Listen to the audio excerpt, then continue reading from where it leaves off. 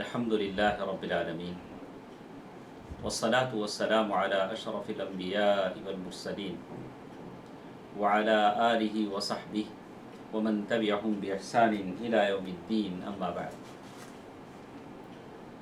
محترم حضرات و خواتین، رمضان المبارک کے اس مہینے میں ہماری زندگیوں میں دعا کی بڑی حیثیت ہوتی ہے۔ ہم سب چاہے افطار سے پہلے ہوں، چاہے آخری کی 10 تاخراتوں میں ہوں، بہت اللہ تعالیٰ کے سامنے دعا کرتے ہیں، تضرع کرتے ہیں، گڑ گڑاتے ہیں۔ ہم میں سے سب کی خواہش ہوتی ہے کہ میری دعا مقبول ہو جائے، اللہ تعالیٰ میری دعا قبول کر لیں۔ اسی کے تعلق سے کچھ باتیں مجھے آپ کے سامنے آج کی اس مجلس میں کہنی ہیں۔ انشاءاللہ اور بھی آگے ہمارے ساتھ گفتگو دعا کے سلسلے میں جاری رہے گی۔ کل کے درس میں ہم نے بہت ساری باتیں دعا کے تعلق سے آپ کے سامنے پیش کیا تھا۔ اللہ تعالی ہم تمام کی دعاؤں کو قبول فرمائے، آمین۔ اللہ کے نبی صلی اللہ علیہ وسلم کے بعض دعاؤں کا ذکر میں نے کل آپ کے سامنے کیا تھا۔ چلیے دیکھتے ہیں، اللہ کے نبی صلی اللہ علیہ وسلم کی سیرت میں زندگی میں ایک موقع ایسا بھی آتا ہے کہ نبی رحمت صلی اللہ علیہ وسلم ممبر پر ہیں، خطبہ دینے کے لیے بیٹھے ہیں۔ اچانک ایک آدمی آتا ہے، سارے لوگ بیٹھے ہوئے ہیں، اس کے پاس خطبہ سننے بیٹھنے کا وقت نہیں ہے۔ وہ ندا لگا رہا ہے، آواز لگا رہا ہے، یا رسول اللہ، یا رسول اللہ، اے اللہ کے رسول صلی اللہ علیہ وسلم۔ اللہ کے نبی صلی اللہ علیہ وسلم نے اس کی طرف توجہ کیا، بولا کہ کیا بات ہے، کیوں اس طرح سے تم بے چین ہو؟ اللہ کے نبی صلی اللہ علیہ وسلم ہر ایک کی آواز کو سنتے تھے، اور اللہ تعالیٰ نے آپ صلی اللہ علیہ وسلم کو نبی رحمت بنایا تھا۔ تو اللہ کے نبی صلی اللہ علیہ وسلم نے اس سے پوچھا تو کہا، یا رسول اللہ ہلاکت الاموال، اے اللہ کے رسول صلی اللہ علیہ وسلم، بارش نہ ہونے کی وجہ سے مویشی ہلاک ہو چکے ہیں، جانور مر چکے ہیں، کھیتیاں سوکھ چکی ہیں، آپ اللہ سے دعا فرمائیے کہ آسمان سے بارش آ جائے، صلی اللہ علیہ وسلم۔ اس آدمی نے اللہ کے رسول صلی اللہ علیہ وسلم سے گزارش کی۔ اللہ کے نبی صلی اللہ علیہ وسلم کے ہاتھ اٹھے۔ صحابہ کرام فرماتے ہیں کہ چلچلاتی دھوپ کے اس دن میں پہاڑوں کی طرح بادل امڑ آئے اور آسمان سے زوردار بارش ہونے لگی، ہوتی رہی یہاں تک کہ اللہ کے نبی صلی اللہ علیہ وسلم نے پھر دعا کی، اللہم حوالینا ولا علینا، یا اللہ اس بارش کو مدینے کے اطراف میں پھیر دے۔ دوستو عزیزو، ماں اور بہنوں، یہ اللہ کے نبی صلی اللہ علیہ وسلم کی دعائیں تھیں۔ ان دعاؤں میں یہ تاثیر تھی۔ ہم اللہ تبارک و تعالیٰ سے دعا کریں کہ اللہ تعالیٰ ہماری دعاؤں کو قبول فرمائے۔ مجھے شکایت ہے، آپ بھی سوچتے ہوں گے کہ ہماری دعائیں قبول کیوں نہیں ہوتی ہیں، خلل کہاں ہے؟ اللہ تبارک و تعالیٰ کا وعدہ سچا ہے کہ میں دعا کرنے والے کی دعا کو قبول کرتا ہوں، اس کے ہاتھ کو خالی لوٹانا نہیں چاہتا۔ صفر الیدین، وَمَنْ أَصْدَقُ مِنَ اللَّهِ قِيلًا، اللہ تبارک و تعالیٰ اپنی بات میں بالکل سچے ہیں، لیکن خلل کہاں ہے؟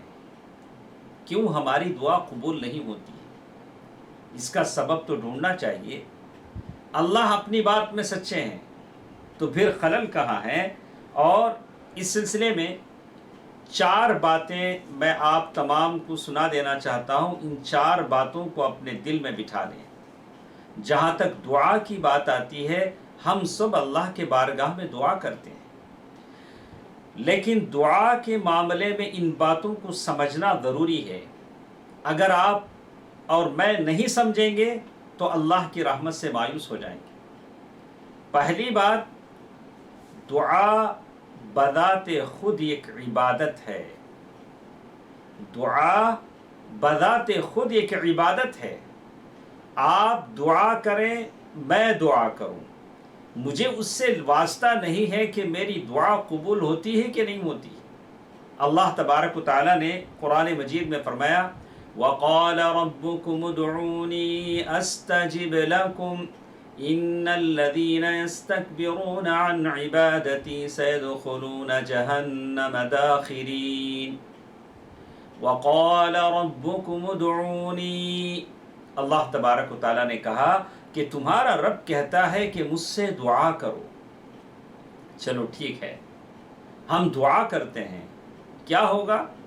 استجب لکم، میں تمہاری دعا کو قبول کروں گا. یہ کس نے کہا؟ اللہ رب ارض و سما نے کہا کہ تم دعا کرو. دعا کرنا تمہارا کام ہے، قبول کرنا اوپر والے کا کام ہے. اس سے آپ کو واسطہ نہیں ہے کہ آپ کی دعا قبول ہوتی ہے کہ نہیں ہوتی ہے. دعا کرنا اللہ کا حکم ہے اور عبادت ہے. وقال ربكم ادعوني استجب لكم ان الذين يستكبرون عن عبادتي. دعا عبادت ہے، اس سے آپ منہ پھیر نہیں سکتے، تکبر نہیں کر سکتے، اترا نہیں سکتے کہ نہیں مجھے اللہ سے کچھ لینا دینا نہیں ہے، اللہ سے مجھے مانگنے کی ضرورت نہیں ہے. مانگے وہ جو پریشان ہے.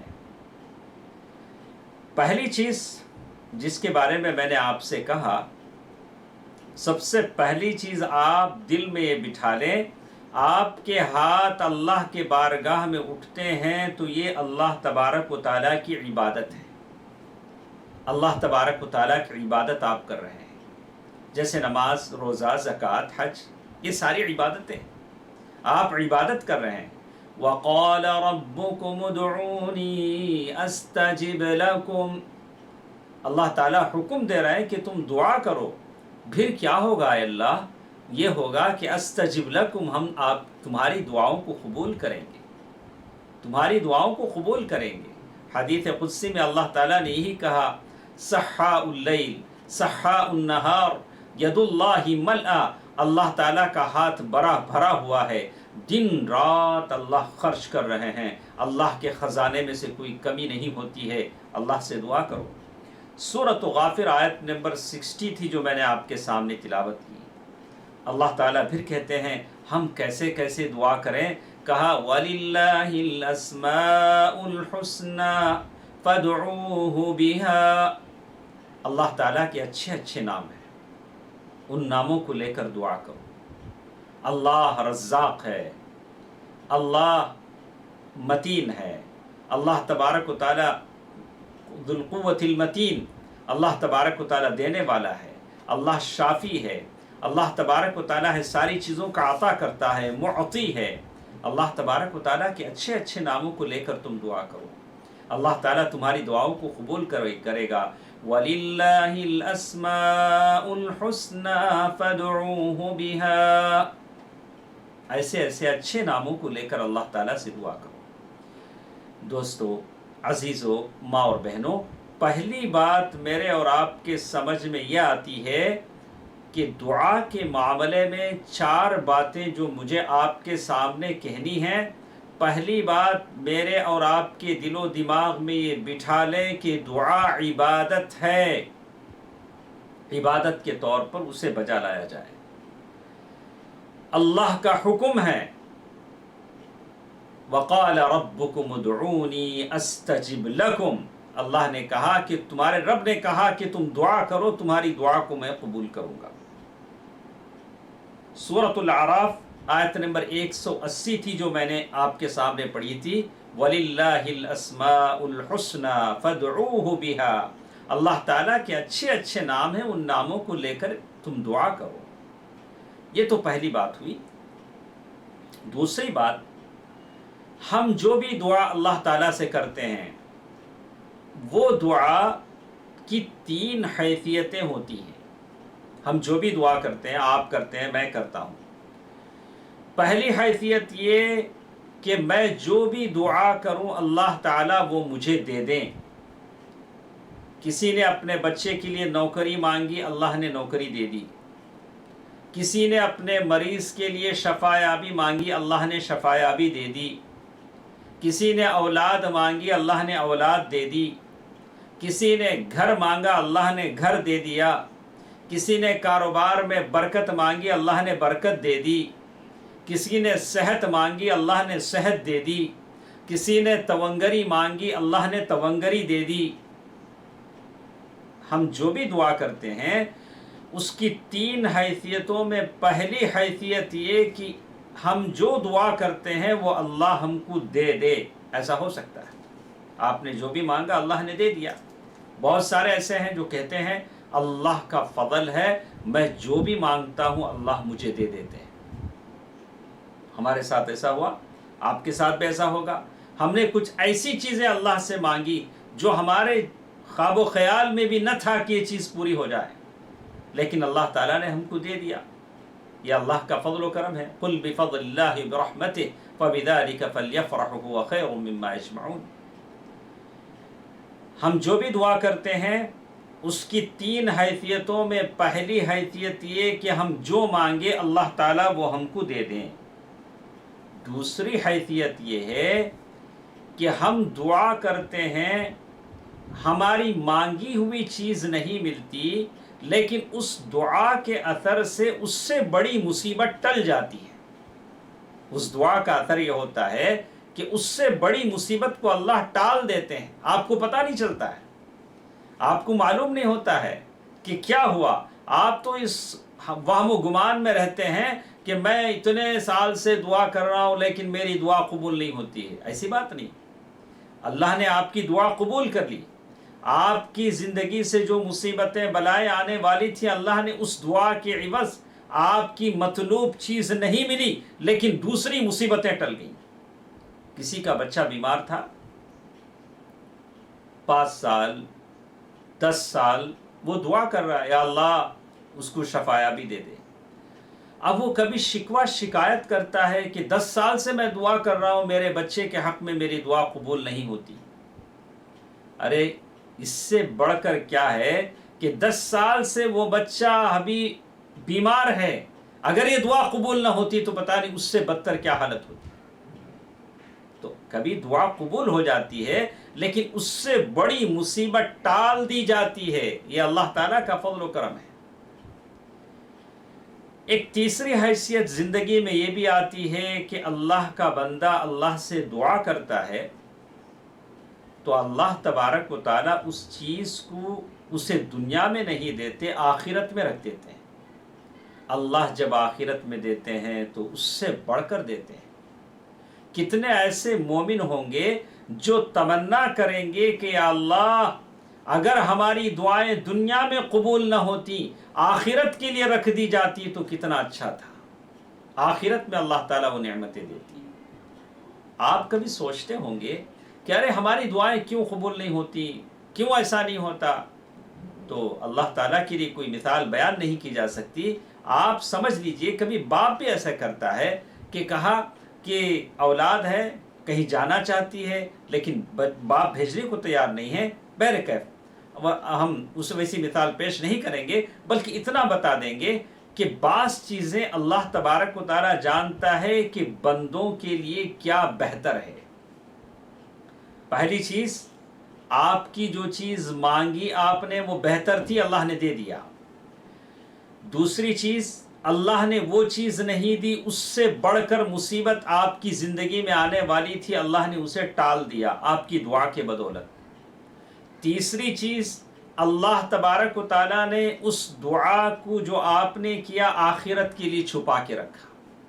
جب آپ آخرت میں جائیں گے تو اللہ تبارک و تعالیٰ اس چیز کو اللہ تبارک و تعالیٰ عطا فرمائیں گے۔ تو میں نے دعا کے سلسلے میں 4 باتیں آپ کو بتانے کا وعدہ کیا تھا۔ پہلی بات تو یہ تھی کہ آپ اور ہم یہ سمجھیں کہ دعا عبادت ہے، اللہ کا حکم ہے، میں دعا کر رہا ہوں۔ دوسری چیز یہ کہ میری اور آپ کی دعا کبھی بھی خالی نہیں جاتی۔ وہ 3 چیزیں ہوتی ہیں جو میں نے آپ کو بتائی ہیں۔ تیسری چیز مجھے آپ کے سامنے بتانا تھا کہ دعا کی قبولیت کے بارے میں جلدی نہ کریں۔ جلدی نہ کریں کہ میری دعا قبول کیوں نہیں ہوتی۔ کبھی اللہ تعالیٰ چاہتے ہیں کہ آپ کی ضرورت کی چیز اللہ دیتے نہیں ہیں، اللہ تاخیر کرتے ہیں۔ آپ کی میٹھی میٹھی مناجات کو اللہ سننا چاہتے ہیں، میرا بندہ مجھ سے ایسی ہی مانگتا رہے، میں اس کی ضرورت ابھی پوری نہیں کروں گا، تاکہ وہ مجھ سے مانگتا رہے، اللہ تعالیٰ کے سامنے گڑ گڑاتا رہے، اللہ سے مناجات کرتا رہے، اللہ تبارک و تعالیٰ ابھی اس کی دعا کو قبول نہیں کرے گا۔ آپ کی زبان سے اللہ تعالیٰ سننا چاہتے ہیں، آپ اللہ سے مانگیں۔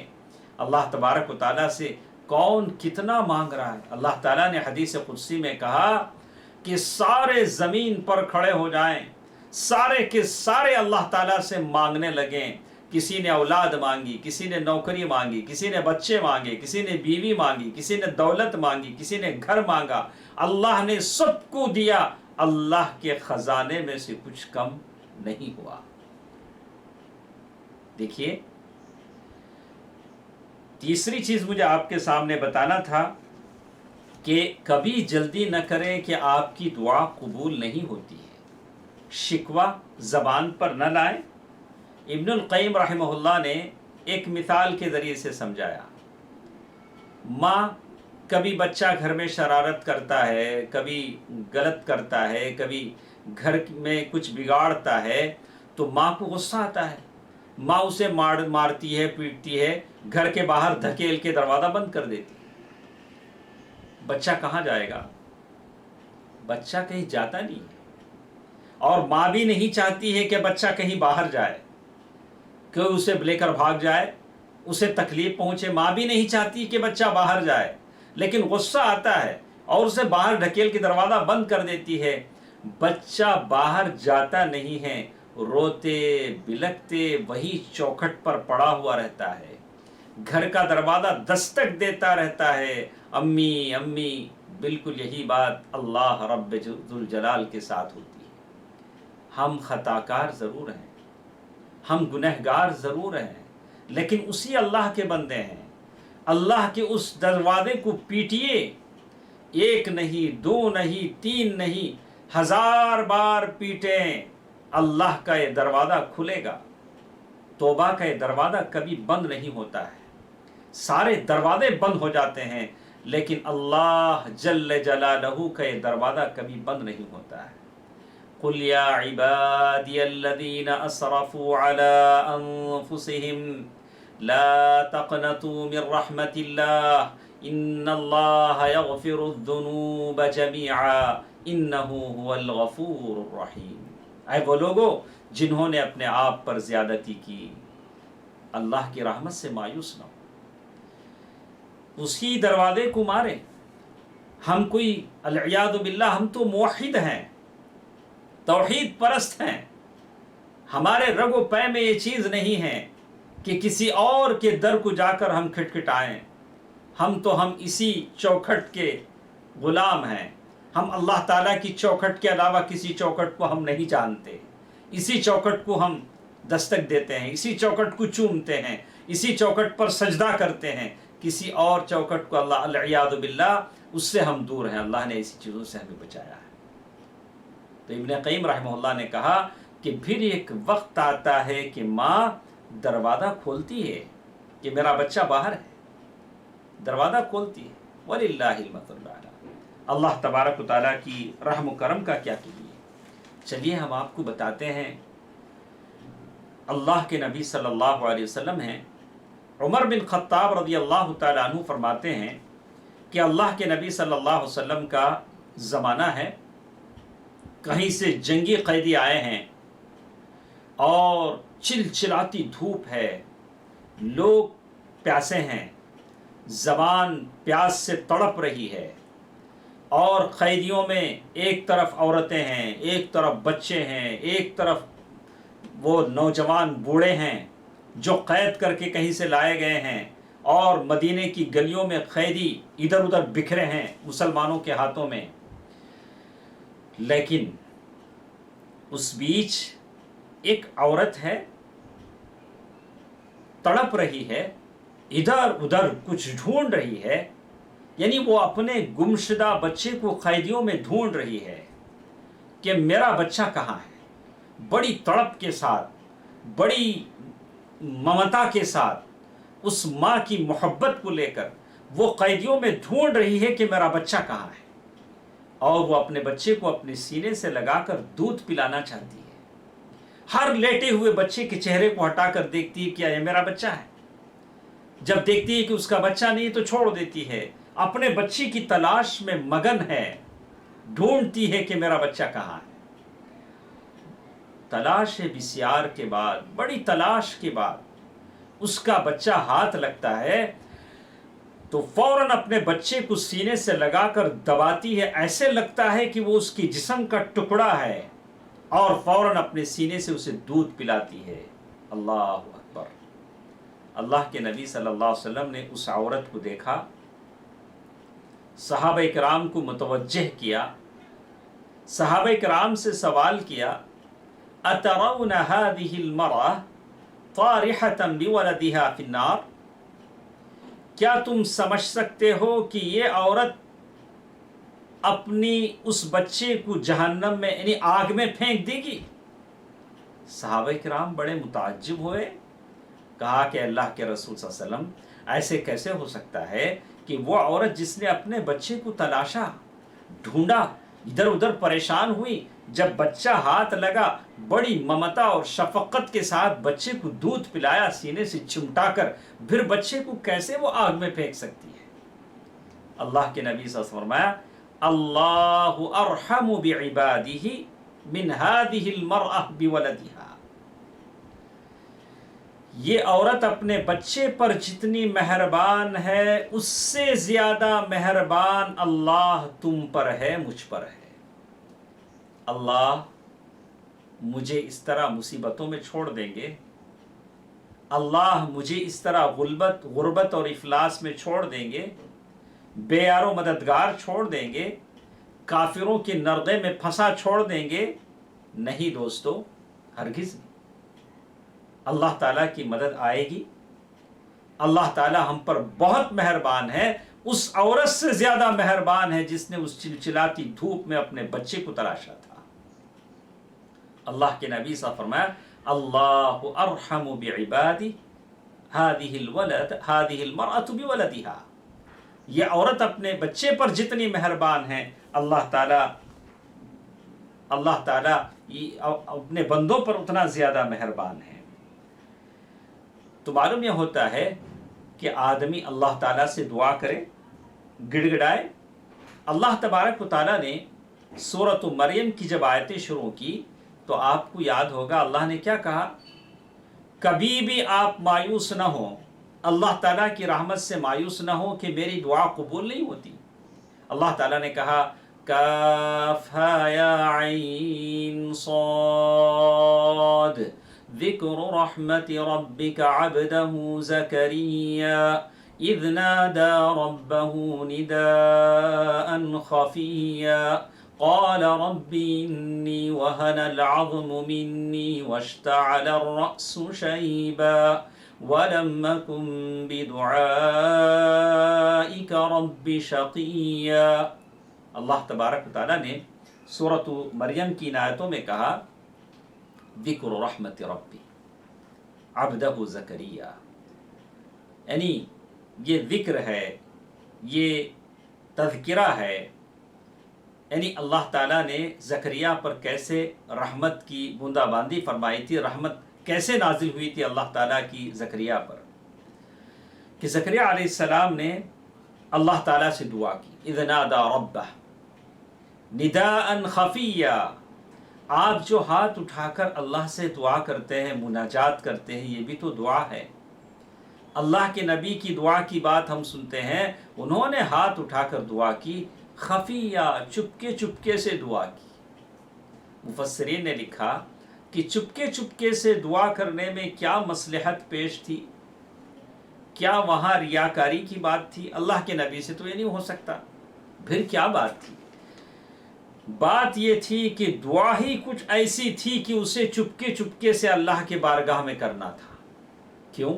کیا بات تھی؟ بات یہ تھی کہ زکریا علیہ السلام 100 سال کے ہو چکے تھے، ان کی بیوی 90 سال کی ہو چکی تھی۔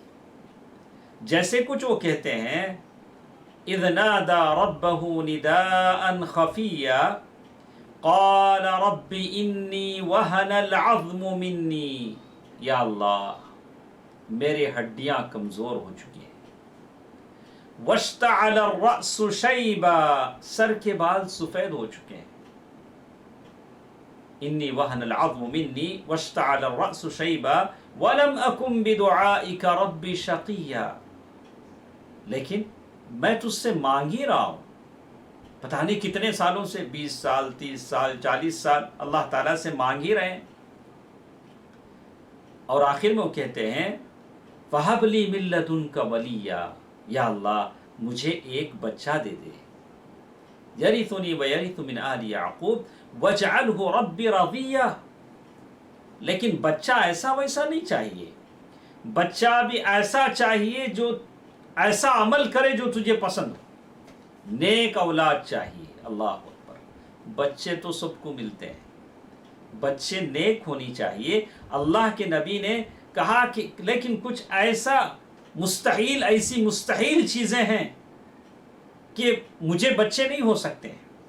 کہا ایک تو 100 برس ان کی ہے، 90 برس ان کی بیوی کی ہے، بال سفید ہو چکے ہیں، پیٹھ جھک چکی ہے، ہڈیاں کمزور ہو چکے ہیں، وَكَانَتِ امْرَأَتِي عَاقِرَ، اور ساتھ ساتھ بیوی بھی بانجھ ہے، بچے نہیں ہو سکتے۔ عمر چھوڑیے، عورت ان کی بیوی بھی بانجھ ہے، بچے نہیں ہو سکتے، لیکن مانگ کس سے رہے؟ اللہ سے۔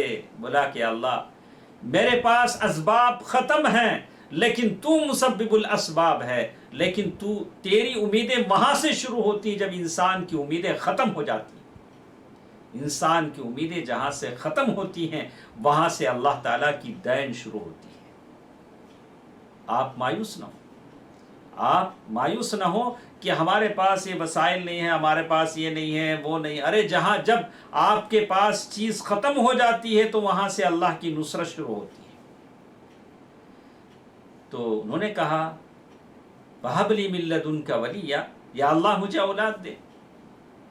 اور جیسے ہی اللہ کے نبی کی دعا تھی، اللہ تعالیٰ نے کہا یا زکریا اِنَّا نُبَشِّرُكَ بِغُلَامٍ اسْمُهُ یحییٰ، اے زکریا چلو ہم تمہیں اولاد دے دیتے ہیں، اللہ تعالیٰ نے تمہاری دعا قبول کر لی ہے، بطور یحییٰ وجعلہ، اور یحییٰ نام بھی اللہ نے رکھ دیا، اور ساتھ ساتھ کہا کہ ہم اسے نبی بھی بنائیں گے، اور ساتھ ساتھ کہا بعض آیتوں میں کہا وَسَیِّدًا وَحَصُورًا، اور اسے ہم اپنی قوم کا سردار بنائیں گے اور بڑا عبادت گزار بنائیں گے۔ اور اللہ تعالیٰ کریم ہے، اسی لیے اللہ تعالیٰ جب دیتے ہیں تو آدمی جتنا مانگتا ہے اس سے بڑھ کر دیتے ہیں۔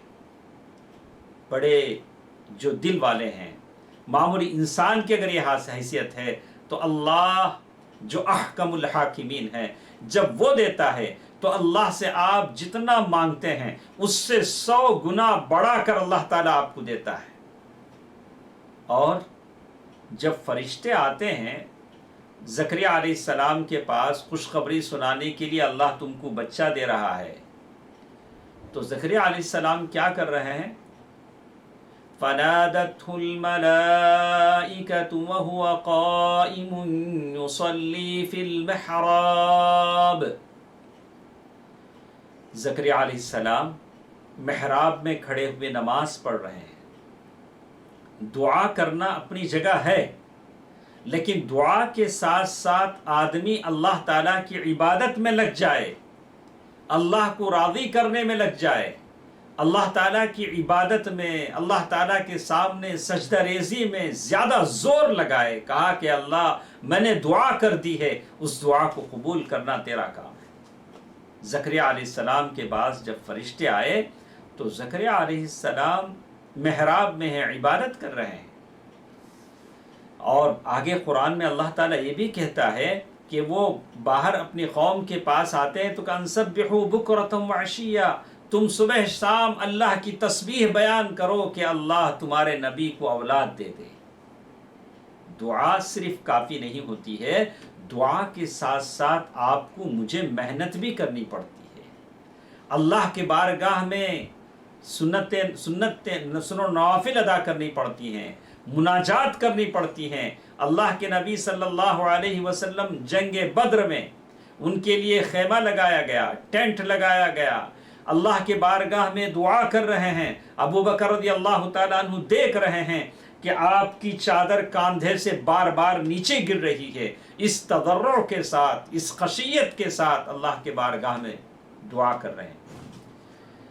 دوستو عزیزو، حقیقت میں کہوں تو اللہ سے دعا کرنے کے معاملے میں ہم لوگ بہت پیچھے ہیں، بہت کم ہم لوگ اللہ سے دعا کرتے ہیں۔ ہم کو اپنی عادتیں بدل لینا چاہیے، اللہ کے سامنے زیادہ مناجات کرنی چاہیے۔ آپ کے لیے، میرے لیے اللہ تعالیٰ سے توفیق طلب کیجیے۔ اسی طرح آپ سنیں گے کہ موسیٰ علیہ السلام نے فرعون کے لیے بد دعا کی۔ قرآن کہتا ہے آمین کس نے کہا؟ ہارون علیہ السلام نے کہا۔ موسیٰ علیہ السلام اپنی زبان سے کہہ رہے ہیں، موسیٰ علیہ السلام اپنی زبان سے کہہ رہے ہیں، جیسے قرآن نے کہا کہ موسیٰ علیہ السلام نے اللہ تبارک و تعالیٰ سے دعا کی، آتیت فرعون وملئہ زینۃ واموالا فی الحیاۃ الدنیا، اے اللہ تو نے فرعون کو دنیا کی زیب و زینت دی، دنیا کی بہت ساری چیزیں دی، ایسی ساری باتیں کہیں۔ اس سے پہلے کہ ہم فرعون اور موسیٰ علیہ السلام کی دعا کی طرف جائیں، ہم یہاں دیکھتے ہیں کہ کچھ باتیں ایوب علیہ السلام کا، جب ایوب علیہ السلام کی دعا ہے، اس سے پہلے زکریا علیہ السلام کی دعا کے بارے میں ہم نے کہا اللہ تبارک و تعالیٰ نے، انہوں نے صرف اولاد مانگی تھی، لیکن اللہ تعالیٰ نے کیا کہا؟ وَأَيُّوبَ وَذَكَرِيَّا إِذْ نَادَى رَبَّ لَا تَذَرْنِي فَرْدًا وَأَنْتَ خَيْرُ الْوَارِثِينَ فَاسْتَجَبْنَا لَهُ وَوَهَبْنَا لَهُ يَحْيَىٰ وَأَصْلَحْنَا لَهُ زَوْجَهُ، ہم نے ان کو یحییٰ بھی دے دی اور ان کی بیوی کو بھی ہم نے اچھا بنا دیا۔ انہوں نے ایک چیز مانگی، اللہ تعالیٰ نے کئی چیزیں دے دی۔ اور بالکل ایوب علیہ السلام کا ذکر جب قرآن کرتا ہے تو صبر ایوب بہت مشہور ہے، لیکن ایوب علیہ السلام نے جب اللہ تعالیٰ سے دعا کی تو کہا رب انی مسنی الضر وانت ارحم الراحمین، اے میرے رب مجھے تکلیف پہنچ گئی ہے، اے میرے رب مجھے اس بیماری سے نجات دے دے۔ قرآن نے جتنا لفظ استعمال کیا ہے مجھے اور آپ کو کہنے کی اجازت اتنی ہے۔ قرآن نے کیا کہا؟ الضر، ضر کے معنی نقصان دہ چیز۔ اب اس کی تفسیر میں ہم یہ نہیں کہیں گے کہ ایسا ہو گیا تھا، پورا جسم ویسا ہو گیا تھا، نہیں، اس کی اجازت نہیں۔ نبی کے لیے ایسے الفاظ استعمال کرنے کی اجازت نہیں۔ ہم اتنا کہیں گے کہ انہوں نے کہا رب انی مسنی الضر وانت ارحم الراحمین فاستجبنا لہ، ہم نے نبی کی دعا کو قبول کیا۔ فکشفنا ما بہ من ضر، ان کی تکلیف کو ہم نے ختم کر دیا، ان کی بیماری کو ہم نے ختم کر دیا۔ اور پھر اللہ نے کہا ہم نے ان کو مال، جتنی بھی چیزیں چلی گئی تھی ساری چیزیں دے دی۔ انہوں نے بیماری سے شفایابی مانگی تھی، اللہ تبارک و تعالیٰ نے ساری چیزیں دے دی تھیں۔ وَآتَيْنَاهُ أَهْلَهُ وَمِثْلَهُمْ مَعَهُمْ رَحْمَةً مِّنْ عِنْدِنَا، ہم نے اپنے طور سے بطور رحمت ہم نے ان کو مال دیا، ان کے اہل دیے، ساری چیزیں دی۔ تو ہمیشہ یاد رکھیں، آپ جتنی چیز مانگتے ہیں اللہ اس سے بڑھا کر دگنا تگنا آپ کو دیتے ہیں، لیکن مانگنے والے کہاں ہیں؟ اللہ تعالیٰ کے ہاتھ بھرے ہوئے ہیں، یمین اللہ ملآ، اللہ کا سیدھا ہاتھ بھرا ہوا ہے، لیکن مانگنے والے کہاں ہیں؟ حدیث قدسی مجھے اور آپ کو تعلیم دیتی ہے کہ اللہ کا ہاتھ بھرا ہوا ہے، مانگو، مناجات کرو، اللہ تعالیٰ کے سامنے گڑ گڑاؤ، اللہ تعالیٰ تمہیں دینے کو تیار ہے۔ موسیٰ علیہ السلام جس کا ذکر میں نے کیا، فرعون جس نے کہا انا ربکم الاعلی، ارے کہاں رب ڈھونڈتے ہو، میں سب سے بڑا رب ہوں۔ قرآن تو کہتا ہے سبح اسم ربک الاعلی، فرعون نے کہا انا ربکم الاعلی۔ تو موسیٰ علیہ السلام نے اس کے لیے بددعا کے لفظ استعمال کیے، ہارون علیہ السلام نے آمین کہا، ربنا انك آتيت فرعون وملأه زينة واموالا في الحياة الدنيا، کہا کہ اے اللہ، اے ہمارے رب، تو نے فرعون کو دنیا کی زیب و زینت دے دی ہے، اور لیضلوا عن سبیلی، وہ تیرے بندوں کو تیرے راستے سے گمراہ کرتے ہیں، ربنا اطمس علی قلوبہم، یا اللہ ان کے دلوں کو مٹا دے. ایک بد دعا موسیٰ علیہ السلام نے کی. واشدد علی اموالہم، اور ان کے مالوں کو، جس طرح بد دعا کے الفاظ تھے اللہ کے نبی نے کیے. فوراً اللہ تبارک و تعالیٰ نے بھی کہہ دیا قد اجیبت دعوتکما، اے موسیٰ اور ہارون تمہاری دعا ان لوگوں کے حق میں قبول ہوئی، بد دعا ان فرعون کے حق میں قبول ہوئی. اللہ کے دو نبی مل کر بد دعا کر رہے ہیں، اللہ تبارک و تعالیٰ کی طرف سے آواز آتی ہے کہ اے دیکھو دو نبیوں، تمہاری بد دعا فرعون کے حق میں مقبول ہوئی. لیکن وہ بد دعا قبول تو ہوئی، لیکن اسے لاگو ہونے میں کتنے سال لگے؟ 40 سال لگے. کبھی کوئی ظالم آپ پر ظلم کرتا ہے تو آپ اللہ سے مناجات کرتے ہیں کہ یا اللہ یہ ظالم مجھ پر ظلم کر رہا ہے، اس کا بدلہ دے. ضرور اللہ بدلہ دے گا، لیکن وقت لگے گا. دو نبی مل کر بد دعا کر رہے ہیں لیکن وقت لگ رہا ہے. آپ کی دعا اور بد دعا کے لگنے میں بھی وقت لگے گا. صبر کیجئے، جلد بازی مت کیجئے، صبر کیجئے. لیکن اللہ تبارک و تعالیٰ ضرور ہر چیز کا بدلہ دیتے ہیں. میں نے آپ کو ایک حدیث سنائی تھی، ابو ذر غفاری رضی اللہ تعالیٰ عنہ اللہ کے رسول صلی اللہ علیہ وسلم کے ساتھ جا رہے ہیں، دو بکریاں آپس میں لڑ رہی ہیں. تو اللہ کے نبی صلی اللہ علیہ وسلم پوچھا کہ ابو ذر جانتے ہو یہ بکریاں کیوں لڑ رہی ہیں؟ بولا کہ نہیں، ہم کو نہیں معلوم ہے، اللہ اور اس کے رسول کو معلوم ہے. تو اللہ کے نبی صلی اللہ علیہ وسلم نے فرمایا کہ ہم کو نہیں معلوم ہے لیکن اللہ کو ضرور معلوم ہے کہ کیوں لڑ رہی ہیں. اللہ تعالیٰ ان دونوں کا بدلہ دلائے گا. جب اللہ دو بکریوں کا بدلہ دلائے گا تو مجھے اور آپ کو چھوڑ دے گا؟ مجھے تو اور آپ کو ضرور دینا ہے. حتی اللطمہ، کسی کو ہم نے تماچا بھی مارا ہے تو اس تماچے کا بدلہ دینا ہے. کسی کا پین ہم نے لے لیا ہے، کسی کا پین ہم نے ظلم سے لے لیا ہے، اس کا جواب بھی دینا ہے اللہ تعالیٰ کے پاس. تو اللہ تعالیٰ کے پاس ساری چیزوں کا بدلہ دینا ہے. تو میں نے شروع میں آپ سے وعدہ کیا تھا 4 چیزیں آپ کو بتانے کا. ایک چیز دعا عبادت ہے، اسے تو آپ کو کرنا ہی ہے، اور کوئی عبادت خالی نہیں جاتی ہے، اس پر اللہ تعالیٰ آپ کو اجر دیں گے. اللہ نے کہا دعا کرو، ہم دعا کرتے ہیں. دوسری چیز جو میں نے آپ کے سامنے کہا کہ دعا جو بھی آدمی کرتا ہے 3 باتوں سے خالی نہیں جاتی. جو مانگا اللہ نے وہ دے دیا، نمبر 1. دوسری چیز آدمی نے کچھ مانگا اللہ نے نہیں دیا، اس سے بڑے ظلم کو، مصیبت کو اس سے ٹال دیا، بھلے آپ کو معلوم نہ ہو، پتہ نہ چلے. تیسری چیز آپ نے کوئی چیز مانگی، اللہ نے آخرت میں وہ چیز رکھ دی، دنیا میں آپ کو نہیں ملا. آپ مانگتے مانگتے دنیا سے چلے گئے لیکن اللہ تعالیٰ نے وہ چیز آخرت میں آپ کے لیے رکھ دی. کتنے ایسے لوگ ہوں گے جو تمنا کریں گے کہ اے کاش دنیا میں ہماری کوئی دعا قبول نہیں ہوتی، صرف آخرت میں قبول ہوتی تو کتنا اچھا ہوتا.